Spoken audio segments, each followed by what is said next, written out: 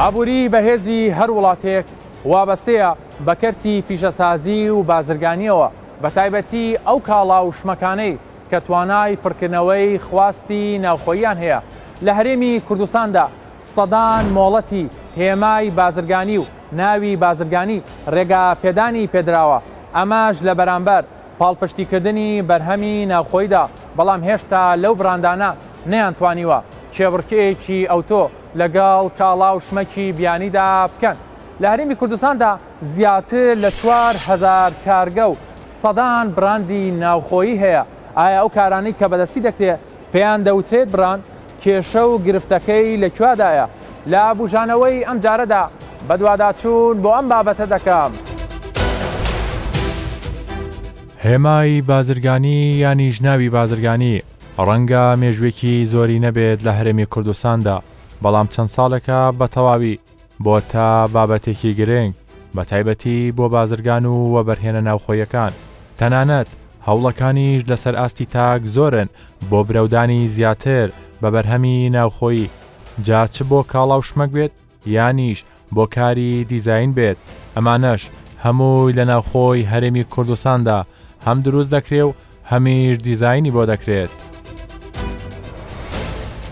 ئێوە چ کارێک ئەنجام دەدەن و ئامانجتان چیە لە کارەکەی خۆتانە؟ کاری ئێمە زیاتر دیزاینکردنی ناوماڵە و ئەکسسواراتی ناوماڵە کە ئەمەش چەند بەشێک لە خۆی ئەگرێت، وەکو بەشی دارتاشیە کە هەموو ئەو پێداویستیانەی ناوماڵ ئێمە ئەتوانین دروستی بکەین بە ناوخۆیی بە کەسانی ناوخۆیی خۆمان. جگەلەوە تابلۆ بۆ ناوماڵ، ئەکسسواراتی ناوماڵ بە کاری دەستی یان نەخشێنین و نەخشی کوردەواری بێت یا هەر نەخشێکە خۆیان بیانەوێت ئەتوانین بۆیان دروست بکەین. جگەلەوەش ئەتوانین هەنێک لە شتە کۆنەکانمان کە هەمانە جارێکی تر ڕەنەکانیان بگۆڕین و دیزاینێکی تازەی بینەوە و بەکاریان بێنینەوە. جگەلەوەش هەر کەسێک کە حەزی لێ بێ ماڵەکەی بۆ دیزاین بکەین، ئێمە ئەتوانین بۆی دیزاین بکەین. ئێستا پرسیارەوەتان لەیەکرێت لە ڕووی کوالیتیەوە، لە ڕووی نرخەوە جیاوازیەکەتان لەگەڵ بەرهەمی دەرەوەی ئەوەی کە لە وڵاتانەوە هاوردەی هەرێمی کوردستانەکرێت چییە؟ بەتەکی دەتوانم بڵم کواڵیتی ئێمە زۆر بەرزتر و زۆر باشترە، جگەل لەوەی کە هەرو خۆزانین کاری دەستی تایبەتمەندێکی خۆی هەیە و یەکسەر دیارەکە ئەو کارە کاری دەستیە. لە نرخە ئەتوانین بڵین تۆزێک نرخی گرانتر ئەبێت لەبەر ئەوەی کواڵیتی زیاترە و ئیشی دەستەوە کۆزان ئیشی دەست هیلاکبوونی زیاتر و ماندووبوونی زیاترتیایە، بەس کارێکی جیاوازە و جوانیکی تایبەتی خۆی هەیە. باشە، هێشتا هاوڵاتیان لە ناوخۆی هەرێمی کوردستانە چۆن لێ گەیشتونەتەوە ئاستا کە بەرهەمی ناوخۆیی لەم ئاستەیە و دەتوانێت دروست بکرێ و خواستیان هەبێ بۆ سەری؟ ئەتوانم بڵم لەم ساڵانەی ئەخیرەوە خەڵک وردە وعی زیاتر بووە، تێگەیشتوتر بووە، خواستیان زیاتر بۆ سەر کارە دەستیەکان کە ئەتوانم بڵم لە ئەو سایە ئەم کارە دەستیانە هیچ بوونی نەبووە. بەس ئێستا چەند ئەبینین کە چەند بزنس کەسان بەڕێوەی ئەبەن و خواستی لەسەرە، بەس خواستەکە ئەتوان بڵم مەحدودە، ئێژگار خواستێکی ئەوەنە گەورە نییە کە بڵێ ئاعتیمادی سەرەکیان لەسەر بەرهەمی ناوخۆیی بێت. ئەمانەی کە ئەکرێ لە هەرێمی کوردستانە مەسەن نمونەی کەسانی وەکو بەڕێستان هەوڵی کەسیە؟ بەتەکیت هەمووی هەوڵی تاکە کەسی و بە پشتگیری خێزان. کەی وامان لێ دێت جانی چۆن وا بیرکەینەوە لەوەی کە ئیتر تۆزە دەستبەرداری ئەم بەرهەمانی دەرەوە ببین و لە ناوخۆدا ئەم بەرهەمانە دروست بکەین؟ ئەتوانم بڵم فئەیەکمان هەیە کە تێگەیشتون لە کاری دەستی و لە بەرهەمی ناوخۆیی و هەروە سەپۆرتی بەرهەمی ناوخۆیی ئەکەن. ئێستا گەیشتۆتە ئەو فئەیە، بەس ئەوەمان ماوە کە کەسانی تریش تێبگەن لەوەی کە کاری دەستی خۆمان هەم ئەوەیە کە بودجەکەی خۆمان و پارەی خۆمان ناڕاتە دەرەوەی وڵات، ئەو پارەیە بۆ خۆمان ئەگەڕێتەوە و هەروەها ئەتوانین ستاف دروست بکەین ئەو چەنەها کەس لە بێکاری ڕزگار بکەین و ئیشیان بینێ و هەم کواڵیتیەکی باش و ئیشێکی جوانیش بۆ ئەو کەسی کە کڕیار ئەبێت.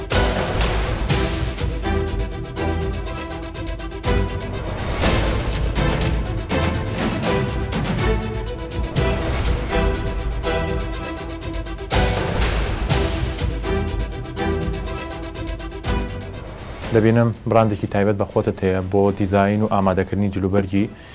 کوردی هەم خانمان و هەمیش ئافرەتان و بە جلی دەریشەوە بەڵام دەبینین ئەم ئیشانی کە ئێوە دەیکەن زۆربەی لە ماڵەوەیە بەماوترێت بزنس نەخێر من وەکو خۆم گلەیم هەیە ئەمە پێ ناوترێت دیزایانی جلکردن بە کوالیتێکی دەرەجەیەک و بەرەو پێشبردن ئەمە پێی ئەوترێ خۆ مەشغوڵکردن لەبەر ئەوەی هەتا ئێستا هیچ سندیکایەک دانراوە بۆ دیزاینەران یاخود هیچ بڵین بازرگانەکان هیچیان هاوکاری ئێمە ناکەن ئەچن زیاتر احتیمام بە قماشی دەرەوە ئەیەن ئەچن بۆ نمونە لە دووبەی قەتع قماشە هێنن بە 12 وەرەقە 15 وەرەقە بۆچی زیاتر احتیمام بەم کارە دەستیانی کوردەواری و کولتوری خۆمان نان هەم لەلایەنی کولتوریە تۆ کولتورەکەت بەرەو پێشەڕات و خەڵکە ئەیبینێت هەم لەلایەنی ئەوە شوانێکە تۆ ئەبی بە کەسێکی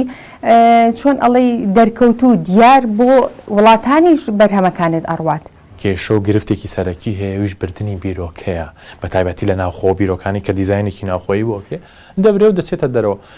ئەمە کێشە و گرفتە ئەکیت کێشە و گرفتە لەبەر ئەوەی تۆ دائنیشیت مانگێک خەریکە بی شێوازی دیزانەکە دائنی بیرکردنەوەی ڕێنگەکانەکەیت لە مێش کتابە ڕاستی ئەوانە چکە هەمووی بیرکردنەوەی ئەوەی نیە من هەر قماشێ بگرم بە دەست مۆدانیشتم خەیتی کەم و تەواوی کەم نەخێر تۆ ئەبێت بیرۆکەت هەبیەکەم ئەو شتێکە ئەتەوە ئەو شتێکە ئەتێ دروستی کە ئەبێ معنایکی هەبێت نەک هەروە بیخیتە بەر و دروستیکەی نەخێر ئەی چۆن ئێستا تۆ شتێک دروستەکەی ئەبرێتە دەرەوە لە سێن دروستیەکەنەوانێ بۆ نمونە من هیلاکبوونێکی زۆرم پێوە چەشتووە چەند مانگێ خەریکی ئەو شتە بووم دروستم کردووە ئەبرێتە دەرەوە لە سنگ دروستەکرێ بە کوالیتیکی زعیف ئەهێنرێتەوە ئێرە بە هەرزانی فرۆشێ ئەو بڵێن ئەو کەسانی کە لە ناو هەرێمان نایە لە منی بکڕێ ئەڵێ ئەوەنی ئەوە لەوەیە بەوەنەوە بۆچی تۆ بەوانێ بیر ناکاتەوە کە بڵێ ئەم قماشە نوعەتەکەی باشە شێوازی ئەو پولەکەی بەکاری هێناوە باشترە ئەی چۆن ئەوانە هەمووی تەئسیری هەیە لەسەر دیزاینەر ئەی چۆن دیزاینێکت هەیە وەزارەتی بازرگانیش دەڵێ ئێمە پاڵپشتیەکەین بۆ نمونە لەوانەیە نزیکەی سەدان لۆگۆ و بڕاندی تایبەتیان نابێ بە شخصەکان ئەمە هیچ کاریگەری کردووە هیچی لە مەسەلەکە گۆڕیوە یا هەر هەوڵی شخصیم ئیشانی کاکرێ ئەوە شخصیە یعنی من هەتا ئێستا شخصی خۆم هیچ کەسێک هاکاری نەکردوم هیچ بۆ هیچ شتێک هەر خۆم هەموو شتێکم لەسەر شانی خۆم کردووە هیچ کەسێک ینی ویستومە چەند جار هەنێشت ێستا حەز ناکەم بێڵم چکە نەوەکو بیرۆکەکەم ببرێت بیکەم بۆی من خۆم ئەو کەسە بم کە ئەمەوێت بیکەم نەک من ئێستا باسی کەم و یەکێکی هەستێل و لاوە ئیشەکەی بۆ جێبەجێ بکرێت و تۆش سەیریکەی ناکرێت شتی وا ناکرێت لێرەدا دەبێت جیاوازیەک بکرێت لە نێوان ناوی بازرگانی و هێمای بازرگانی هەرچی تایبەت بە ناوی بازرگانیە لە ڕێگای ژوورە بازرگانیەکانەوە ڕێگا پێدانی پێدەدرێت بۆ دەرهێنانی ناوەکە بەو مەرجە ناوەکە دووبارە نەبێت بەپێی ئەو چالاکی کە ئەو کەسە دەیە ناوەکەی بۆ تۆمارکرێت ئیزراعاتی لەگەڵ دەکرێتن بۆ نمونە ئەگەر کەسێک بۆ پرۆژەیەکی بچوکی هەبێ یاخود پیشەسازیەکی بچوکی هەبێ یاخود هەروەها سەر تاشخانەیەکە یاخود چێشخانەیەکە دادنەوە لەسەر ئاستی پارێزگاکەی خۆی ناوەکەی بۆ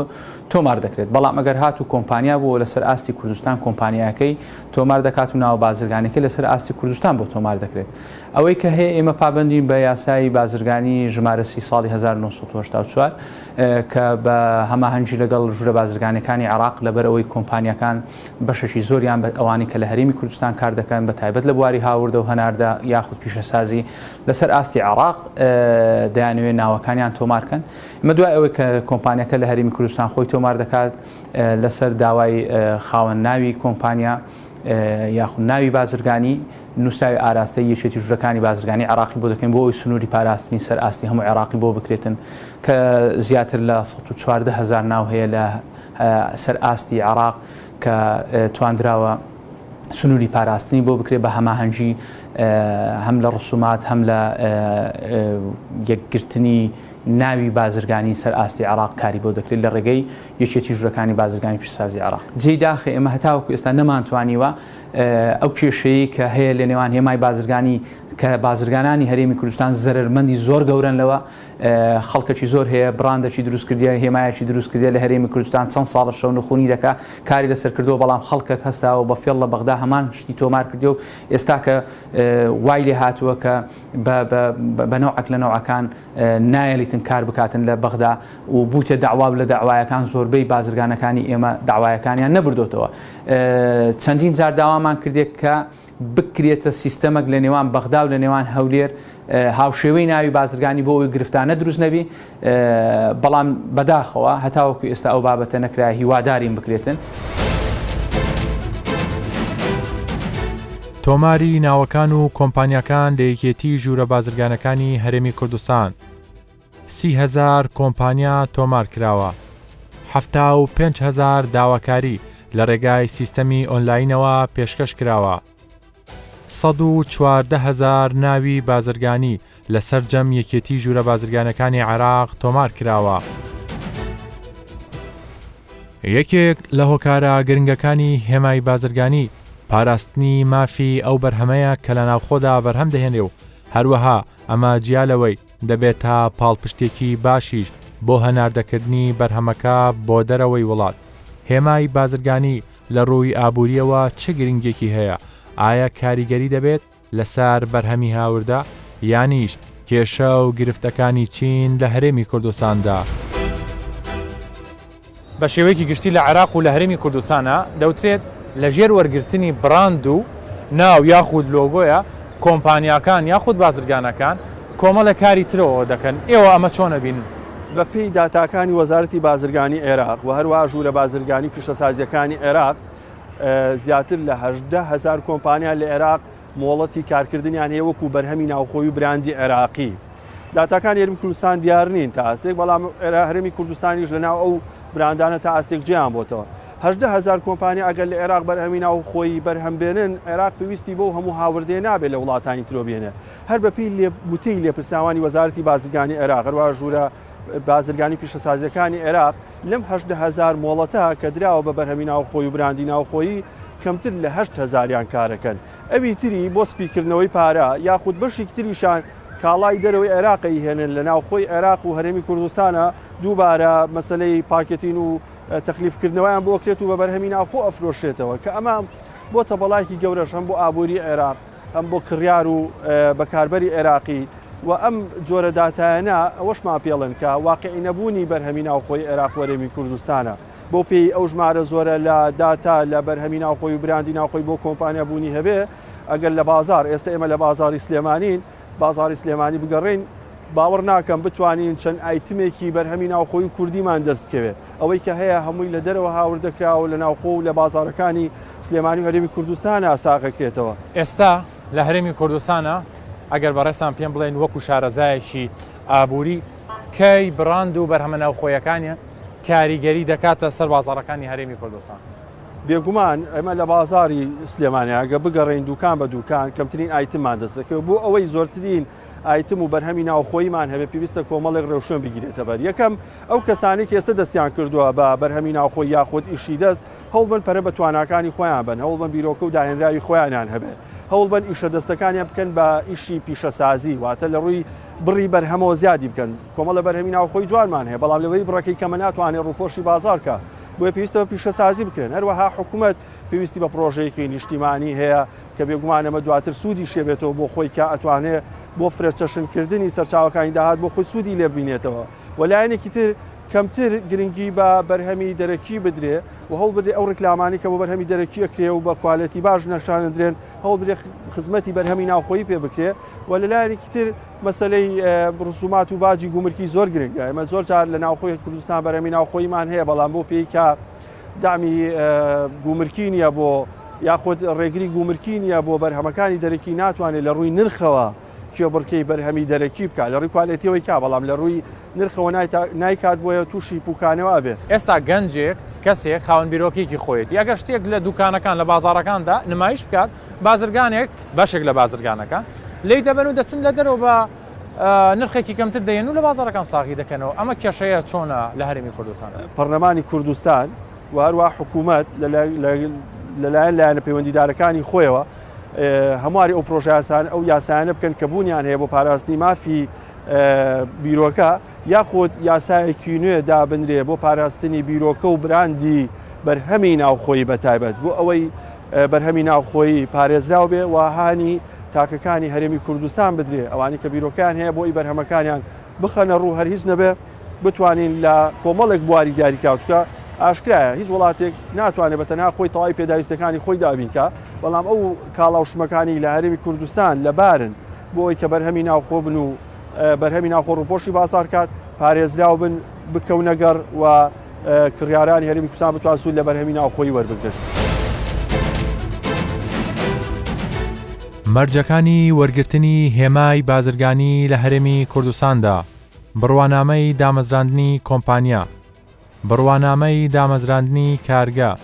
بەڵێنامەی تۆمارکردنی هێما، نازنامەی ژووری بازرگانی، سەرجەم بەڵگەکانی کەسی بەپەسەندکراوی. یەکێکی دیکە لە کێشە و گرفتەکان بۆ لایەنی پەیوەندیدار پێشکەشکردنی ناوی دووبارەیە بۆ وەرگرتنی هێمای بازرگانی لەلایەن بازرگانان و خاوەن کارگەکان و تەنانەت کۆمپانیاکانیشەوە. هەروەها ئەو یاسایی کاری پێدەکرێت لە هەرێمی کوردستاندا کەمێک کەم و کورتی هەیە، ئەویش پێویستی بە هەموارکردنەوە هەیە. هەر کەسێ دێتە وەزارەت خێرا هێمایەکی بازرگانی پێدەدەن، ئەویش لە بەرامبەرەوەی کە تۆزێک چۆنڵی ڕسوماتی وەربگرن و تەواو، یعنی ئەمە مەرج و شروتی هەیە ئاسان شتێکی نانە مەرج و شروتی تایبەتی خۆی هەیە کە پێک دێتن لێ کەم فۆرمی پشکنین کە پۆلینەکەی دیار دەکاتن پاشان دێتە ژووری هۆبەی پشکنین چەند فەرمانبەرێکی تایبەتمان هەیە بە پێی داتایەکی تایبەت لە هەموو ئەو هێمانێک کە تۆمار کرایە لە لامان ئەگەر هات و هاوشێوەی هەبێتن یاخود مطابق بی لە ڕووی نوتق و لەفظی یان هەمان کاڵا بێتن لەو کاتە قبولی لەسەر نادرێتن و ڕەفزی وەردەگرێتن. بەڵام ئەگەر هات و هاوشێوەی نەبوو ئەوە قبولی لەسەر دەدرێتن و پاشان ڕێکاری تر هەیە دەگرێتە بەر. باشە. گرنگی هێمای بازرگانی چیانی چه گرنگێکی بۆ بازرگانێ بۆ خاوەن کارگەیەک بۆ کۆمپانیایە؟ ئەگەر هات و کارگە هێمایەکی بازرگانی هەبیتن بۆ نمونە بلێ لە بۆ پاکەرەوەکان بیتن ئەوە بازاری هەبیتن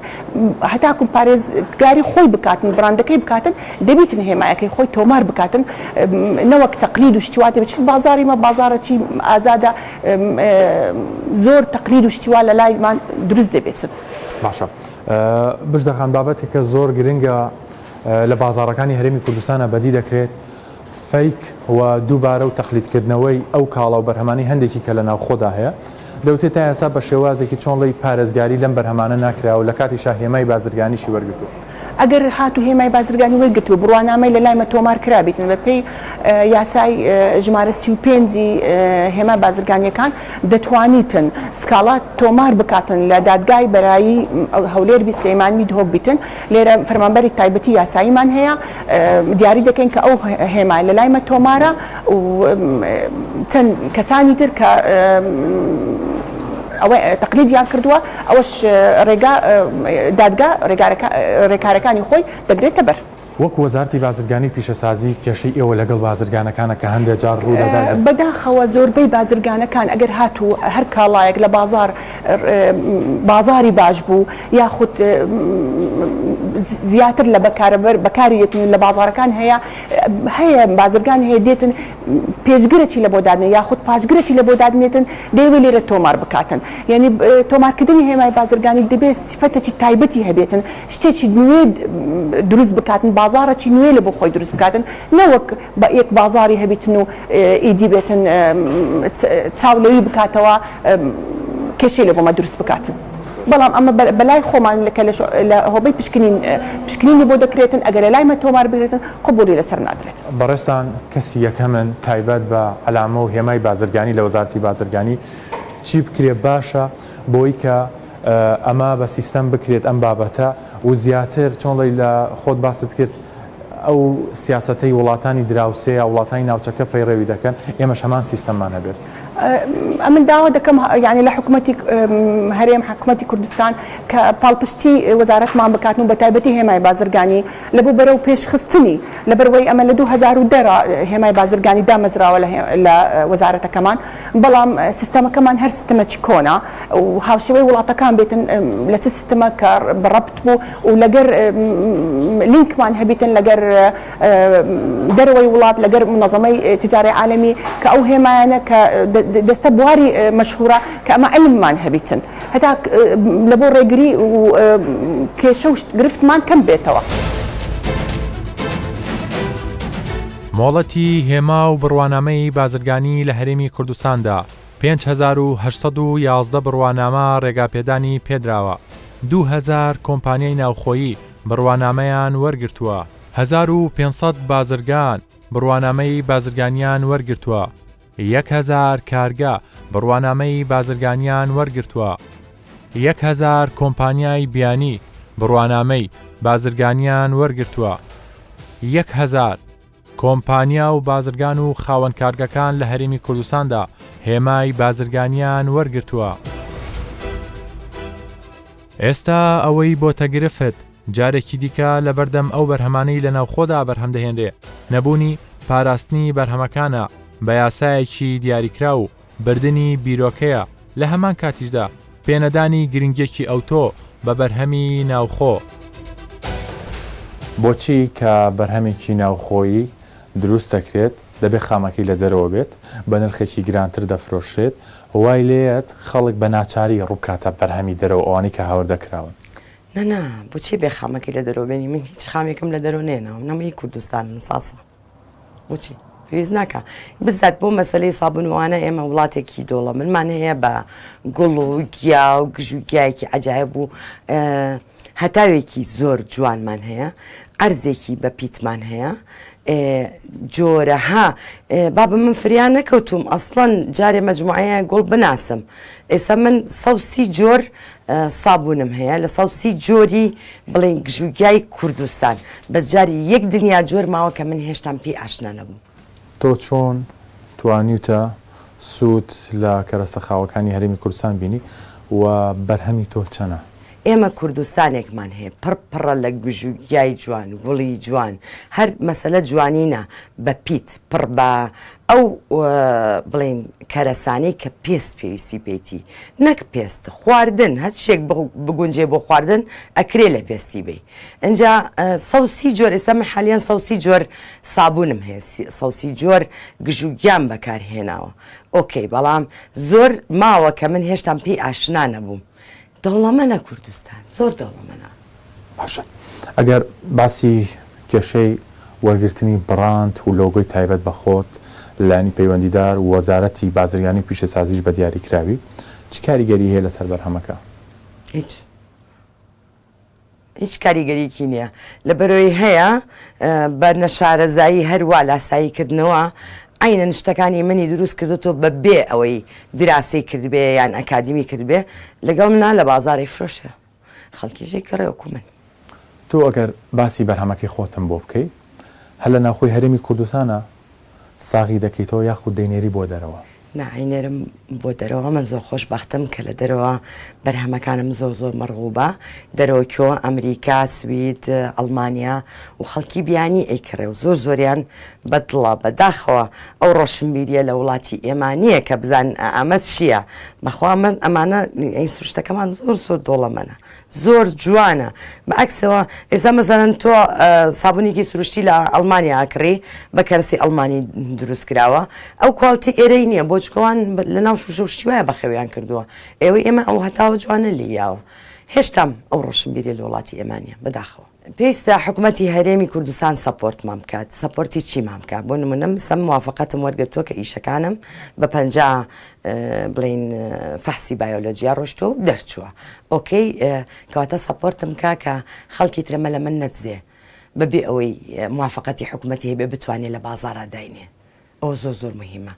اینجا ئاسی ڕۆشنبیری خەڵک ئەبێ ئیشی تیا بکەین بێ ئەبێ ئەلامەکانی ئیشی تیا بکەنەوە زۆر زۆر مهمە دەتوانین ببینە ڕێگر لە بەردەم بەرهەمی هاوردە و نێڕینەوە پارەیە بچێتە دەرەوە لە ناو خۆیان دروستین ئەی چۆن تەماتە و خەیار کە چۆن ئێستا لە فەسڵێکی معەناتۆ ڕێگەی لێگری بە ئەمانەش ڕێگەی لێ بگیرێ وەڵی شتەکانمان زۆر زۆر باشن لەوانی ئەوروپا باشترن بە ئەترافی دەمی ئەوروپی و ئەمریکی خۆیڵێ ئەمە ئێوە باشترە ئیتە ئێمە بۆ نەتوانین ئەتراف بەشتری خۆمان بکەین ئەو وڵاتانەی کە بڕوانامەی بازرگانیان لە هەرێمی کوردستاندا وەرگرتووە تورکیا، ئێران، لوبنان، سووریا، سعودیا، ئوردن، کۆریا، ئەمریکا، ئیسپانیا. هەوڵەکان لەسەر ئاستی تاک بۆ بەرهەمێنانی بەشێک لە پێداویستیەکان بە تایبەتی لە بوارە جیاوازەکاندا لە هەرێمی کوردستاندا ساڵ لە دوای ساڵ لە گەشتکردنی زیاتردایە. بەشێک لەو پێداویستیانە داوای هێمای بازرگانی دەکەن. ئەمەش بە کۆمەڵێک ڕێنمایی دەبێت، چونکە دەبێت بەشێک لەو پێداویستیانە خواستی ناوخۆ پڕکەنەوە. لە هەمووشی گرنگتر ئاستی هۆشیاری تاکە بۆ کڕینی زیاتری بەرهەمی ناوخۆیی و پاڵپشتیکردنی ئەو کاڵا و بەرهەمانەی کە لە ناوخۆدا بەرهەم دەهێنرێ. لەسەر و هەموو ئەمانەشەوە پاڵپشتیکردنی کەرتی حکومەت و لایەنی پەیوەندیدارە بۆ بەرهەمی ناوخۆیی.